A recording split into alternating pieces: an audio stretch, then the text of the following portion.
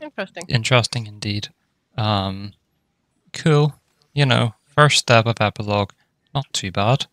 The thing is, whenever you look at what step 2 is, you look at it, you say fuck, and you decide to not play the game for the next few weeks. Investigate temporal anomalies in the mission Encore. What is that? The exotic mission that Oh, we've fuck's just sake, played. no. Like, what are they doing? So, the first act, their big bit of content was the activity, which, fair enough, it's an activity, but they didn't add anything to it at all, and it's just lackluster.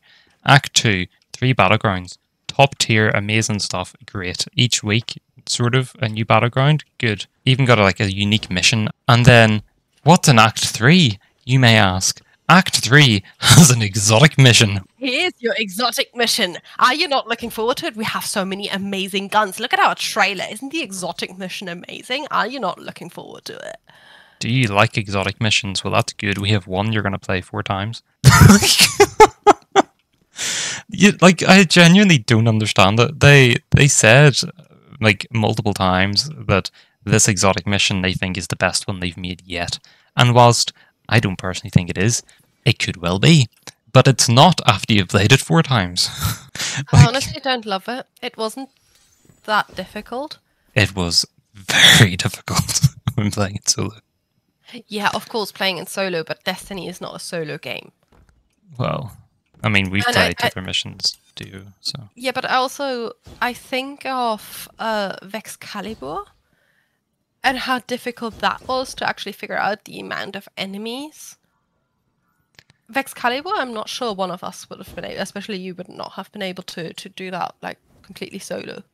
The Vexcalibur thing was less how difficult the enemies were in my mind, because I think the enemies aren't, like, I don't think they were necessarily underpowered in this. I think they could have done with something going on, but the real issue was the mechanics were just non-existent, I think.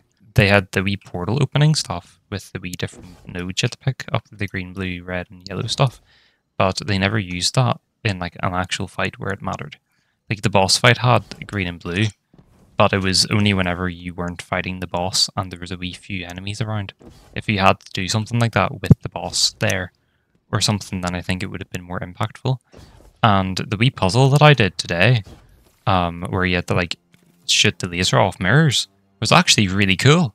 Like the wee side puzzles, there's 5 of them I've done now in that mission, are great because they're puzzles and they actually force you to think for like 10 minutes to figure them out. But they're side things in the mission. The one I did today was new, as far as I'm aware, and it had a specimen thing at the end. But it didn't matter. But it didn't matter. Like, you don't have to do it for the actual progression of the mission. Yeah, but I mean that's also what I said it probably wrong, but that's what I meant. Like the enemies were not the problem in Excalibur, they also weren't the problem in Wishkeeper, but it was the problem that you had to figure something out. And then you, whilst you were thinking and you just wanted to stand around and be like, okay, how does this go now? Yeah. You were just bombarded with enemies. Low-powered enemies, but a lot of them. And here it was just, I think I could have probably soloed it. And I'm the last person to solo things. Yeah. Like the, was it? Yeah, Vexcalibur had really good mechanics in it. Like, and you even saw a slight bit of it in this one with the confluence you had to do, like, I don't know, halfway through the mission, where you had to, like, it was before you run away from the big red wall. There was the same nodes that you had on the wall, but this time you had to go to the confluences to do it. But there was no puzzle related. It was just, oh, I need to open a door with this green thing, and I get a yellow thing, and I can open that door, then I did the green thing back out. And it's like, there's basically no thinking involved with that. There's not really any enemies that matter in that section either, so it's not challenging. With Seraph Station then, which is another good one, it was a massive area. We played it multiple times, but we played it multiple times because we played it in normal for the story. We played it on legend for... oh, I forgot about Seraph Station. Yeah, that was incredible. I loved Seraph Station. Yeah. It was exhausting, but I was looking forward to it. But it had the augments, which did certain things, which went into like which was the mechanic in it. And whilst you didn't necessarily use it that much in boss fights, it was enough of its own standalone thing, and there was enough enemies around when you had to use it that it was engaging. And they didn't make you do the mission 4 times. Like, we by choice did it on Legend for the Pinnacle stuff. Yep. And we actually enjoyed it. And we also did it to get Archie. Oh, Archie. But there was like optional stuff there. Like we didn't have to do it. The issue with this mission is it's not outstanding. No. It's not bad if you play it once. Like I would argue it's actually a good mission if you play it once. I think if they would have brought it back for this week and wouldn't have had it last week, and now not for the episode, like epilogue.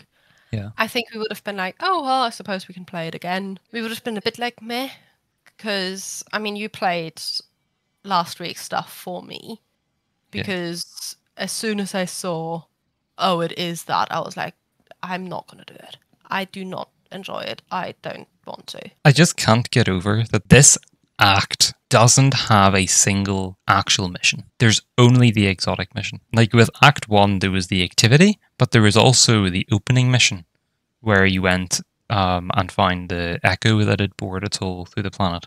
There might have been a second mission. Yeah, there was, with the cistern where it had all changed. So there was that mission. Of course, the start of that's then used for the first battleground, but it's only the very start of it. Act 2 then has the 3 battlegrounds, but it also has another mission which takes place at the start of this exotic mission. But you don't go through that area in the exotic mission. And then this act literally only has the exotic mission that you play 4 times, and it doesn't have a standalone mission or anything. And the conclusion of the thing is a cutscene where the conductor gets dissolved into Vex milk. I just did an accidental firework. My milkshake brings all the Vex from the yard. They're like, it's better than yours. It's like, I just don't get it. The guns are cool, whatever. I never flaw them for the weapons they add, because they are all pretty unanimously good and fun to use. But story-wise, the only thing they added actually this time was an exotic mission, which is just, like, overused. So, I basically ended this episode not at all caring about what happens to Maya Sundaresh in the future. She could just not come back, and I honestly wouldn't care. And I just say that because we didn't even see her in-game once. Like, not once did we see her actually in-game. We saw her wee holograms around Nessus, sure, but like, her actually being in the game was just cutscenes, and like 2 of them, in the same place. They just completely fumbled it.